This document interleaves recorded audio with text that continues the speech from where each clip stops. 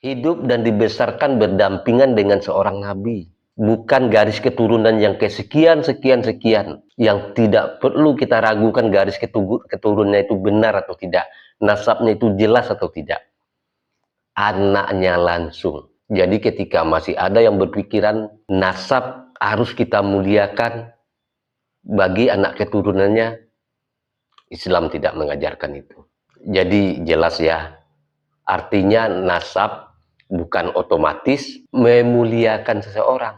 Tapi juga ada di sisi lain. Kita juga harus jujur dan adil. Di masyarakat kita hari ini ada doktrin yang tak kalah berbahaya. Jika seseorang ayah dianggap penjahat, maka anaknya ikut dicurigai. Anaknya diasingkan, tidak dipercaya, seolah dosa itu diwariskan.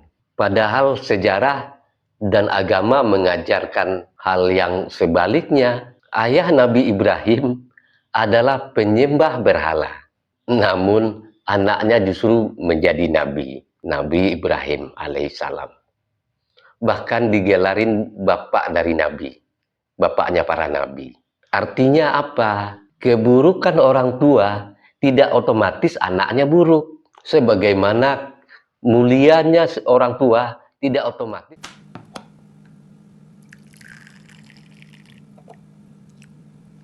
Sahabat ngopi dulu.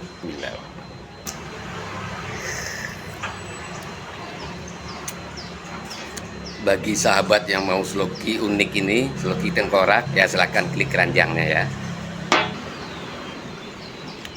Sahabat bagi perokok tahu persis rasanya ketika dia mau menyalakan rokok di pinggir pantai atau di tanah lapang.